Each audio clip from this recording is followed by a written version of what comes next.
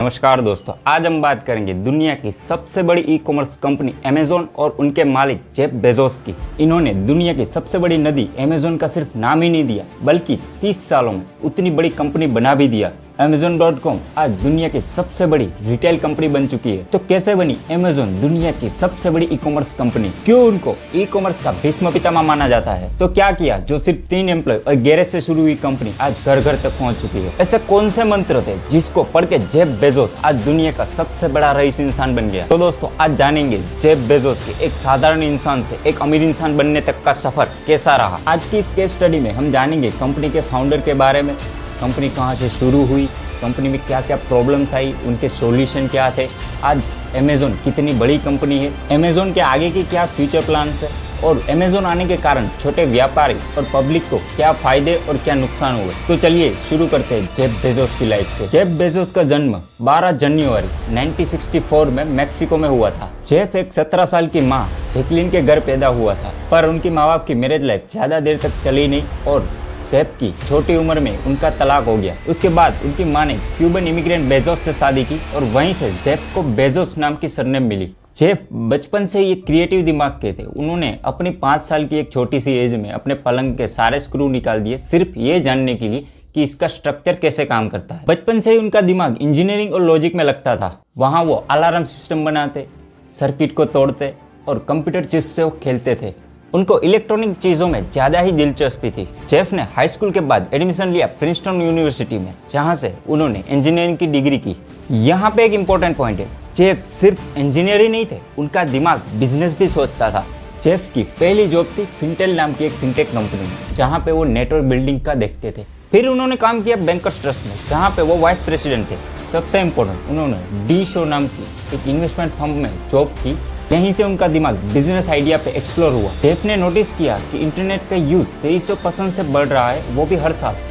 सोचो, एक इंसान जो वॉल स्ट्रीट में जॉब कर रहा हो, वो भी आराम की और लाखों रुपए महीने के छाप रहा हो, उसने एक दिन डिसाइड किया कि मैं अब रिस्क लूंगा, मैं बिजनेस करूंगा, मैं कुछ बड़ा करूंगा। और यहीं से आया अमेज़न का आइडिया। उन्होंने सोचा क्यों ना बुक्स को ही बेचा जाए एक ही जगह पे, और वो भी ऑनलाइन। यही सपना लेके जेफ ने अपनी जॉब छोड़ दी और यहीं से शुरू होता है एक एंटरप्रेन्योर का सफर। जेफ ने अपने गैरेज में एक लैपटॉप लगाया और शुरू किया Cabra.com, जिसको बाद में नाम बदल के बना दिया गया Amazon.com। जेफ ने अपने दोस्त से कहा, मैं दुनिया की सबसे बड़ी बुक स्टोर बनाऊंगा, वो भी ऑनलाइन। और 3 लोगों ने बनाया गैरेज को अमेज़न की कॉर्पोरेट ऑफिस। अब समझते हैं कि बिजनेस में क्या क्या प्रॉब्लम्स आई और उनका सॉल्यूशन कैसे किया। 1994 में अमेज़न पे लोगों ने भरोसा ही नहीं किया। क्या कोई नेट पे किताब खरीदेगा? ये तो फ्रॉड है। लोग ऑनलाइन पेमेंट करने से डरते थे, पर जेफ बेजोस ने कस्टमर एक्सपीरियंस पे फोकस किया। हर ऑर्डर पे पर्सनली थैंक यू मेल भेजा। वेबसाइट का यूआई इतना सिंपल रखा कि एक गांव का आदमी भी समझ सके। उन्होंने 1 क्लिक सिस्टम बनाया, जो बाद में उनको पेटेंट करवाया और अमेज़न का यूएसपी बन गया। गैराज में बिजनेस शुरू किया था, ना कोई फंडिंग, ना कोई इन्वेस्टर, ना कोई वीसी सपोर्ट। बेजोस ने अपने पेरेंट्स के पास से 2 करोड़ रुपए लिए थे, जिसमें उनके रिटायरमेंट तक का पैसा डाल दिया था। सिर्फ एक गलत स्टेप और बेजोस के बिजनेस के साथ उसका पूरा घर भी तबाह हो जाता। बेजोस ने ROI बेस्ड स्पीच बनाई और इन्वेस्टर को समझाया कि मैं सिर्फ बुक्स नहीं, फ्यूचर का मार्केट प्लेस बना रहा हूँ। 1996 में जेफ बेजोस ने फैमिली, फ्रेंड और एंजल इन्वेस्टर से 1 मिलियन की फंडिंग उठाई और उनको कंपनी में 6% स्टेक दिया। इमेजिन करो, वो 6% स्टेक की वैल्यू आज के वक्त 100 बिलियन से भी ज्यादा है। जून 1996 में अमेज़न को पहला प्रॉपर वीसी फंडिंग 8 मिलियन की मिली। तब उसकी वैल्यू अप्रोक्सीमेट 60 मिलियन थी। जेफ बेजोस ने दिखाया कि ट्रस्ट सबसे बड़ी करेंसी होती है। सबसे पहली इन्वेस्टमेंट आपको रिलेशन और रेपुटेशन पे ही मिलती है। उन्होंने कभी बड़ा आइडिया दिखाने का शो नहीं किया, उन्होंने हमेशा ग्रोथ और डेटा को दिखाया। आज 2025 में अमेज़न की वैल्यूएशन $1.9 ट्रिलियन है। अमेज़न आज दुनिया की टॉप 5 सबसे कीमती कंपनीज में आती है। अमेज़न आज 12 और बिजनेस कैटेगरीज में भी काम कर रही है। तो आप समझते हैं कि वो कौन कौन सी 12 कैटेगरीज है। पहली कैटेगरी है ई कॉमर्स रिटेल Amazon.com, जिसमें वो बुक्स, इलेक्ट्रॉनिक्स, टॉयज, फर्नीचर, ये सारी चीजें को सेल करते हैं। दूसरी सर्विस है Amazon क्लाउड, यहाँ पे वो डेटा स्टोरेज और ऐप क्लाउड की सर्विस प्रोवाइड करते हैं। तीसरी कैटेगरी है लॉजिस्टिक एंड डिलीवरी। यहाँ पे अमेजोन ट्रांसपोर्टेशन की सर्विस प्रोवाइड करती है। चौथी कैटेगरी है ओटीटी एंड मीडिया। यहाँ पे आपको मूवीज और वेब सीरीज का ओरिजिनल कंटेंट मिलता है। पांचवी कैटेगरी है म्यूजिक एंड पॉडकास्ट। यहाँ पे आपको म्यूजिक स्ट्रीमिंग और ऑडियो बुक्स की सर्विस देते हैं। 6 नंबर पे आते हैं अमेजोन फ्रेश। यहाँ पे अमेजोन ग्रोसरी डिलीवर करने की सर्विस देती है। 7वें नंबर पे थर्ड पार्टी मार्केट प्लेस। यहाँ अमेजोन के प्लेटफॉर्म पे लाखों सेलर्स अपना प्रोडक्ट बेचते हैं, वो भी 15-20% कमीशन देके। 8वें नंबर पे है कंज्यूमर इलेक्ट्रॉनिक डिवाइसेस। यहाँ अमेजोन खुद के गैजेट और स्मार्ट होम डिवाइस बनाता है। 9वें नंबर पे आता है अमेजोन पे।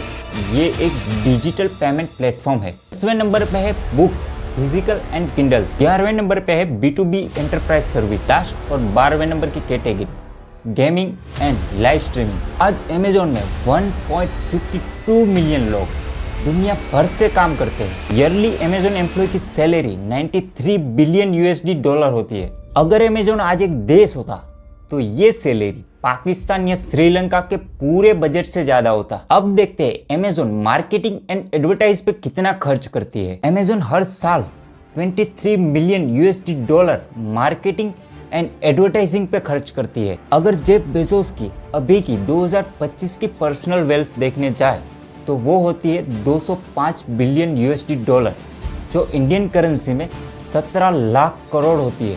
उसी के साथ जेफ बेजोस आज दुनिया के दूसरे नंबर के सबसे अमीर इंसान है। अब देखते हैं कि अमेजोन के आने के बाद छोटे व्यापारी, बिजनेसमैन और आम आदमी पे क्या क्या असर हुआ। जो व्यापारी अपनी दुकान पे बैठ के कस्टमर का वेट करते थे, उस कस्टमर को अब अमेजोन ले गया। एप्पल बुक स्टोर, इलेक्ट्रॉनिक्स और टॉयज जैसे मार्केट का फुटफॉल कम हो गया, क्योंकि वो सब लोग अब अमेजोन पे शिफ्ट हो चुके हैं। अमेजोन ने प्राइस वॉर शुरू किया, 20%, 30%, 50% डिस्काउंट पर लोकल दुकानदार इतना डिस्काउंट अफोर्ड नहीं कर सकता और धीरे धीरे करके वो सारी दुकानें खत्म हो गई।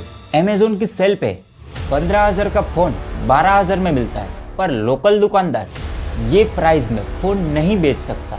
इससे कुछ अच्छे फायदे भी हुए, जैसे कि कोई व्यापारी डिजिटल सोचता था तो उनके लिए अमेजोन ने दुनिया के सारे दरवाजे खोल दिए। अमेजोन सेलर प्रोग्राम में जुड़ के छोटी कंपनीज और गांव के कुछ छोटे मोटे उद्योग भी अब अपना सामान ऑनलाइन बेच सकते थे। आज 12 लाख से ज्यादा सेलर्स अमेजोन इंडिया पर रजिस्टर है। अब देखते हैं कि इससे आम आदमी को क्या क्या फायदे हुए। घर बैठे बैठे हर चीज मिल रही थी, टीवी, फ्रिज, बुक्स, टॉयज, हर चीज। Cash on delivery, return policy और 1 डे डिलीवरी से मार्केट में एक नया रेवोल्यूशन आया। स्मॉल टाउन से लेकर Tier 3 सिटीज के लोग भी अमेजोन के कस्टमर बन गए। एक छोटे से गांव का आदमी जो कभी रिलायंस मॉल में नहीं गया, वो आज घर बैठे हर एक ब्रांडेड चीजें मंगवाता है। अब देखते हैं इससे नुकसान क्या हुआ। इससे नुकसान ये हुआ कि किराने वाले, स्टेशनरी वाले, इन सब की सेल गिर गई। आदमी तो डिजिटल हो गया, पर समाज हो गया कमजोर। बड़े बाजार खाली होने लग गए और रिलेशनशिप बदल गया कॉमर्स में। अमेजोन से बिजनेस कल्चर में बहुत सारे बदलाव हुए, जैसे कि पहले हम कुछ खरीदने जाते थे तो वो भैया बोलते। पहले बिजनेस रिलेशनशिप बेस्ड था, पर अब वही बिजनेस रेटिंग और रिव्यू पे आ चुका है। पर्सनल टच चला गया, पर कन्वीनियंस आई। अमेजोन ने भले ही दुनिया बदली, पर तुम्हारा हौसला छीना नहीं। जिसने गैरेज से शुरू हुई कंपनी को दुनिया की सबसे बड़ी कंपनी बनाई, उसने कोई जादू नहीं किया, उसने वक्त के साथ चलना सीख लिया था और हर प्रॉब्लम को एक नए आइडिया से तोड़ दिया। अगर आपका धंधा आज स्ट्रगल कर रहा है तो समझो मार्केट खत्म नहीं हुआ, बस तरीका बदला है। जो बदलाव को अपनाता है वही बिजनेस में टिकता है। तुम्हारे पास प्रोडक्ट हो ना हो, पर अगर तुम्हारे पास दिमाग में सोच हो और दिल में जुनून, तो चाहे वो अमेजोन हो या जमीन, तुम भी अपना एक अलग एम्पायर खड़ा कर सकते हो। आज स्टार्ट मत करो, आज रिस्टार्ट करो, क्योंकि खेल वही जीतता है जो हार के बाद भी खेलता है। अगर भाई वीडियो अच्छा लगा हो तो वीडियो को लाइक करना और चैनल पर नए हो तो जरूर से सब्सक्राइब करना।